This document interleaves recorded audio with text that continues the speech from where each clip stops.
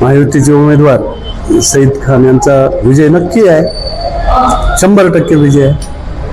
कसं नेमकं गणित कसं जसं तुमचा अनुभव तुम्ही माझी आमदार अनुभव म्हणजे एका अल्पसंख्याक चेहऱ्याला महायुतीनं उमेदवारी दिली आणि संख्याबळ किती आहे बघा ना.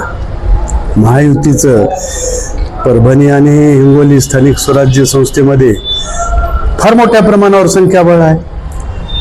आता मला सांगा, त्या उबाटामध्येच फूट पडणार आहे.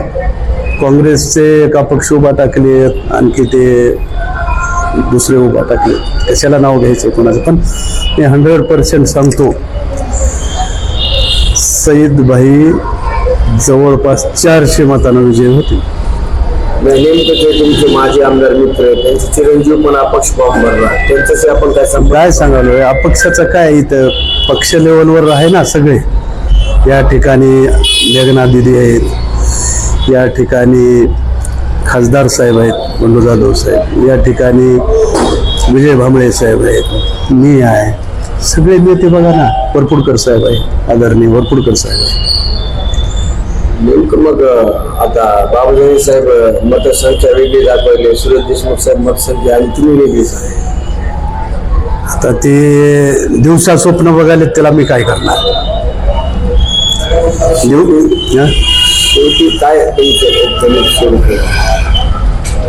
100% सईद भाईची सीट आज लिहून देतो. लागली म्हणजे लागली.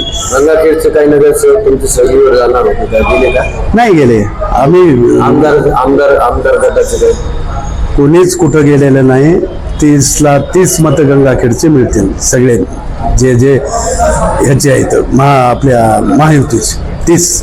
आपल्या ज्येष्ठ माजी आमदारांना काही निरोप देणं आमचं मत.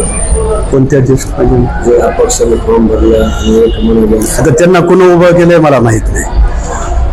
बरोबर आहे, त्यांना काही पक्ष नाही, कुठलं काही नाही, अपक्ष उभा टाकलेत. आता ते त्यांची मर्जी. अजित पवार गटाकडून तुम्ही माजी आमदार आहे, त्यानुसार तुम्ही मतदारांना कशी आवाहन करा.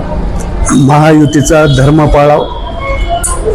विजयराव, मी, आम्ही सगळे पूर्ण ताकदीनं सईद भाईच्या पाठीमाग आहे. 100% हा विजय, 100% म्हणजे काळ्या दगडावरली पांढरी रेष.